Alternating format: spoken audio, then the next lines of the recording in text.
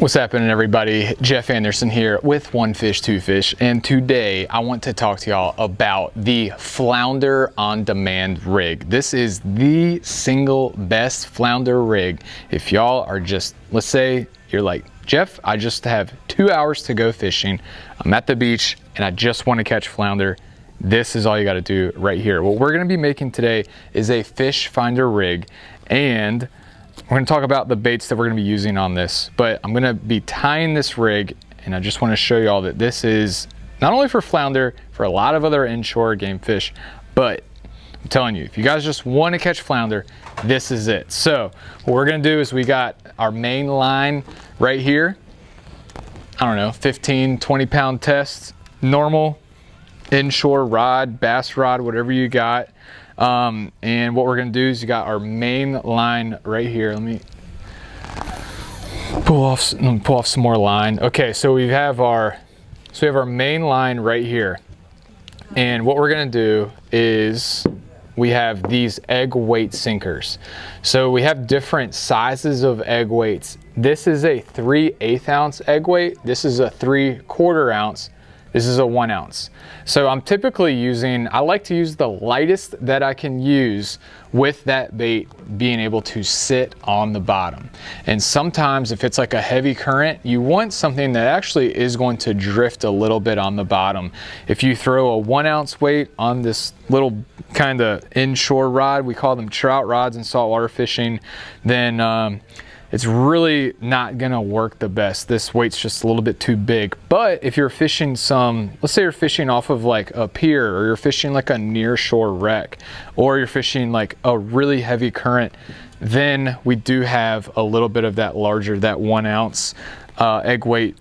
You know, you just want to adjust your weight to the current. But I'm typically using like a 3/4 ounce or a 3/8 ounce egg weight. All right, so this right here, the 3/8 ounce, is what I use about 80% of the time when I'm just fishing off of a dock or in and around docks for inshore saltwater fishing.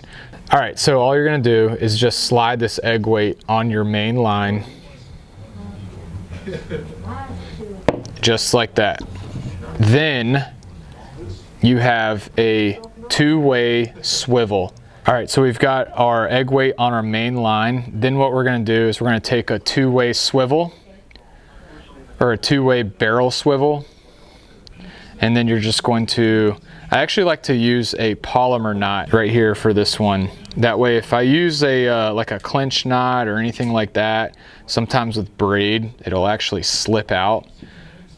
So definitely don't wanna lose big old doormat flounder, you know, when you're fighting them and then your line just slips off. That's like the worst thing ever. So I'll use a polymer knot, and I do have some knot tying tutorials. If you guys want to check those out. If you don't know how to tie a polymer knot, just cut off that tag end. All right, so we're halfway there. So you've got your weight that's going to stop at your two-way swivel. Then I'm going to take, this is 20-pound fluorocarbon leader line. So all we're going to do is we're just going to tie this to the other end of the two-way swivel.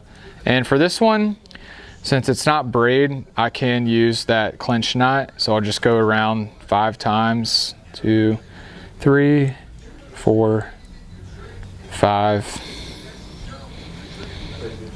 You guys check out our knot tying tutorials if y'all don't know how to tie these knots, or just tie whatever knot that you're confident in.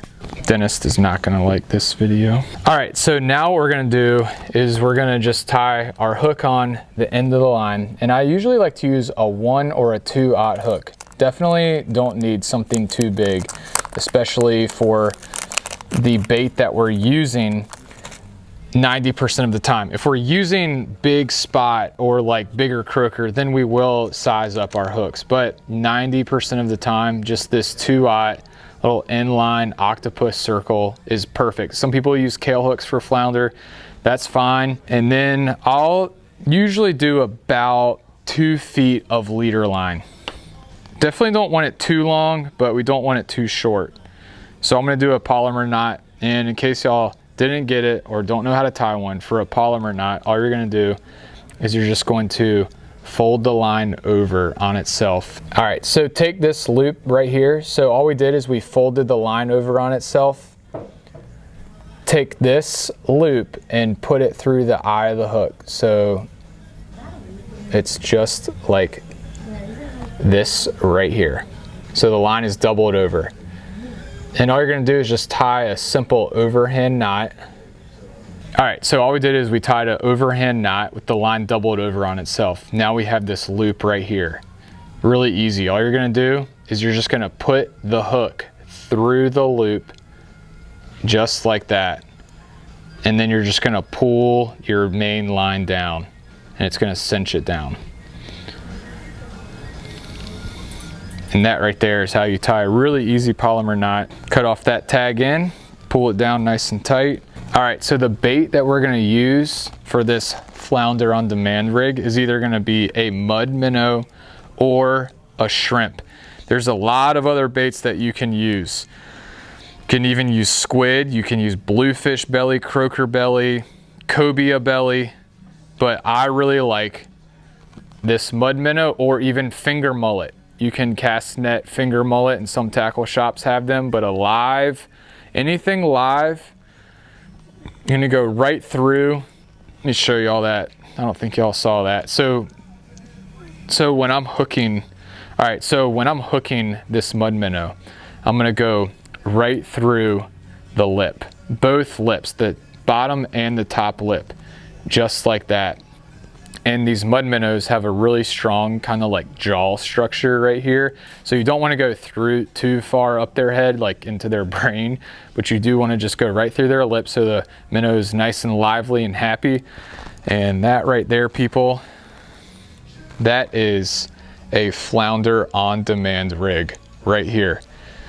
You can also catch redfish, speckled trout, really everything else. But if you're going out and you're just wanting to catch flounder, so the way that this rig works, you're gonna cast it out and this weight is going to set, so the weight is gonna allow this to sit on the bottom and then your minnow or your live bait is gonna be right there behind that.